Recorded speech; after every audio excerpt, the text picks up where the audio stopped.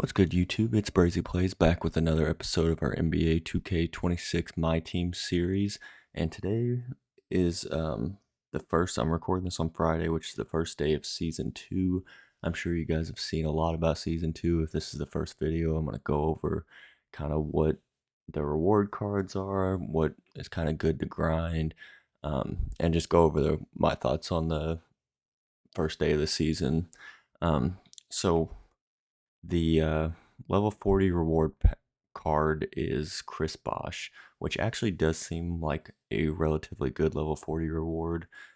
Pretty much the only good thing about Season 2 so far that I've found, and it seems like other people think as well. So we will look at that card real quick. Um, but yeah, the free one is the Miami Heat one, and then the Pro Pass the Toronto Raptors. I think they're the exact same, except I'm sure appearance wise they're different. But he's got a good three ball. He's got good stats, good speed. I'll probably run him next to Jack Sigma. So this card I'm actually excited about. Pretty much the only thing I'm excited to grind towards this season, which is kind of sad because last season we obviously had great rewards. We'll go into the exchange and look over some of those cards. So this season, they do not have the 95 plus hidden gems pack, which is a huge letdown. And the reward cards are honestly awful. Like the Sidney Moncrief is not good. John Havlicek's not that great. Elton Brand, who I thought was going to be the really good card, is not that great. He has like a 45 three ball. Wes Unseld is a 6'7" power forward slash center that can't shoot. So I'd say the best card is Mitch Richmond, but even him, you know, how much better is he than someone like Bradley Beal or cards like that? Or like I would play Bruce Bowen over him. Um, but yeah, the big thing, I think the thing I'm most disappointed about is that they took the 95 plus hidden gems.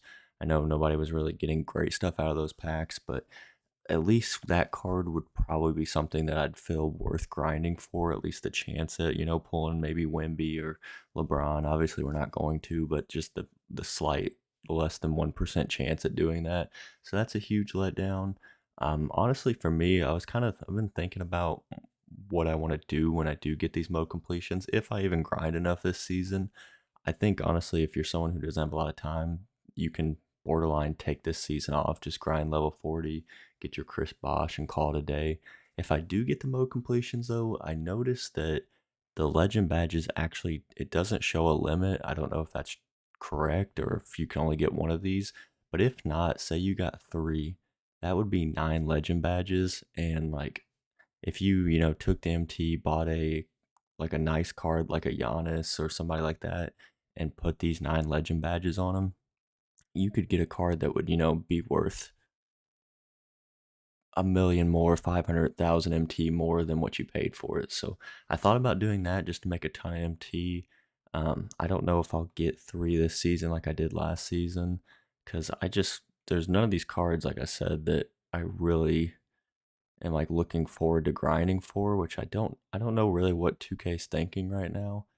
Because I mean, even like the pack odds are awful, the reward cards aren't good, and I mean, even if the players in packs are good enough, like it's gonna get to the point where if there's not enough people playing, even the whales aren't gonna want to. Like, if I'm a whale, I want to. The game's only fun if there's a whole community of people playing, and the route 2K is going right now, they're kind of alienating everybody from wanting to play the game. So, I mean, even if you're someone who spends a ton of money on the game, are you going to spend as much if the game is dying? So, I don't know what 2K is really thinking there. I mean, if you look back to previous 2Ks, I'm sure they probably made more money when people were buying packs, getting good pulls, and just kind of enjoying the game more. So, I mean, I thought we were off to a good season at the start of season one, but season two, if the rest of the game's like this, I think honestly most people will quit playing by Christmas, and I don't think a lot of people will come back. So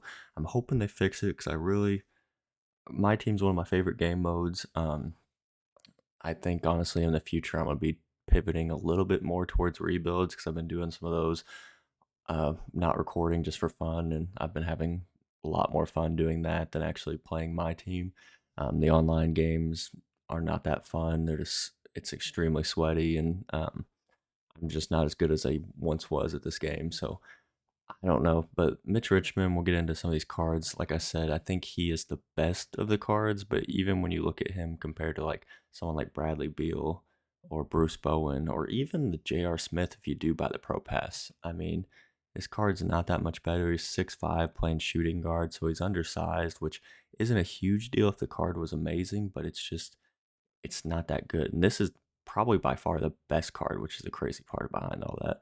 So Sidney Moncrief, this is one people were excited about, but 56 three ball basically makes him unusable at this point in the game. I mean, 6'4" point guard, not bad everywhere else, good defensively, but I mean, it's hard to run a point guard slash shooting guard that can't shoot at this point in the game. And this it's season two. Um, John Havlicek, a good card if he just wasn't slow. So good stats. He's just got 78 speed. Once again, he's undersized. So like a lot of undersized cards, they make up for it with speed. He is kind of the opposite. But I mean, and here's the thing. I don't have a problem if like the game's consistent with these like with cards at this point in the game getting these type of stats. The problem is that a season 1 cards were way better statistically and pack cards are way better. So you basically have a bunch of cards. Like I saw people saying like Elton Brand can't or couldn't shoot in real life. So I don't disagree with his card not being able to shoot in the game. The problem is we have cards like Dwight Howard getting 73s and all these other uh, guys that couldn't shoot in real life. It's like I'm not opposed to keeping it that way where if people couldn't shoot in real life they can't, but like it needs to be consistent one way or the other. And it's just like I said, it seems like they're only keeping the consistency for the rewards cards or stuff you can actually grind for. But I'm really disappointed because I was excited about this card with small forward eligibility. I thought he was going to be like the clear cut card to grind for, but like I said, 45 three ball just isn't going to do it. I mean, Pascal's probably better than him. Lots of other cards are better than him. Wes Unseld is 6'7", and he's decent. I mean, he's got a 67 three ball, but I mean, once again, you're playing a 6'7" guy at power forward. Is this card better than Pascal? In my opinion, no. And that's a free card from last season.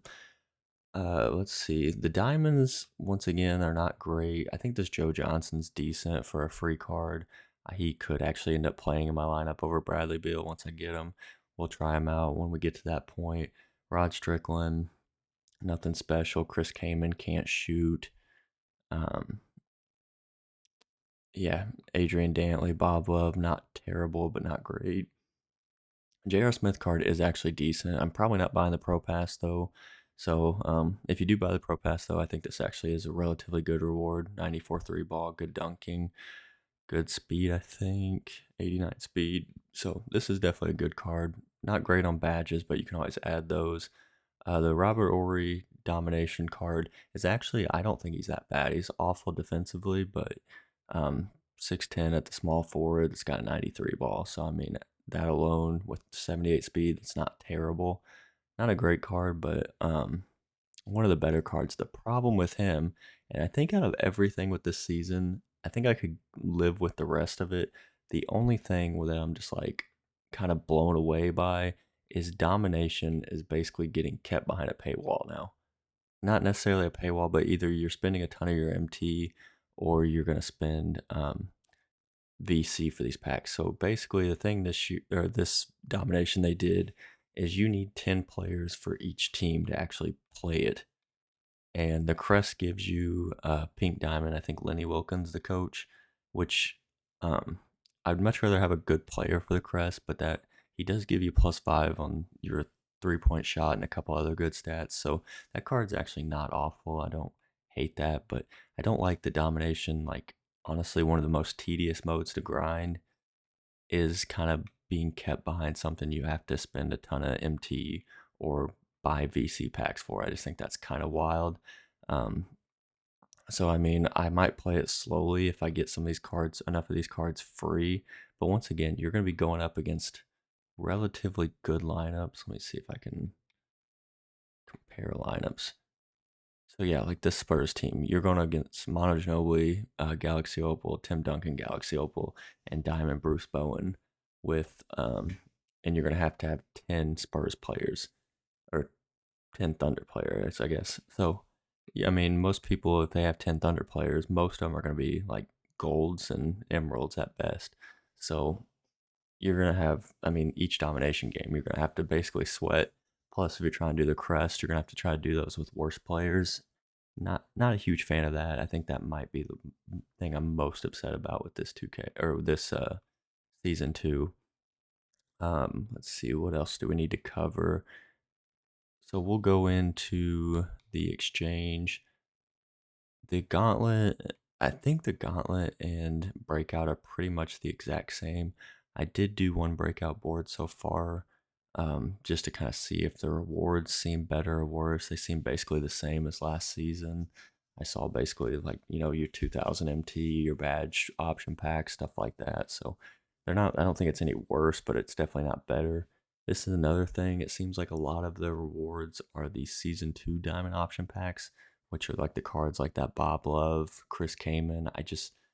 I'd rather this be a random 92 diamond pack. It'd be a lot better because then you could, you know, try to get some of those good promo cards like Rudy Gay or Jaron Jackson that came out. So not a big fan of that because they're basically bad cards and they're kind of giving us only those options. And going back to the season pass, it's kind of the same with that. I don't think, honest to God, I do not think the Pro Pass is worth it. Really, the only thing you're getting from the Pro Pass is this Hall of Fame pick three option packs, and then you're getting the 45,000 VC. But other than that, like this Amethyst is probably not playing for you. This 25,000 MT is nice, but is it worth $10? I don't think so. And then you're getting a random season 2 diamond that's not probably not going to be that good, and probably the cooler looking Chris Bosh card.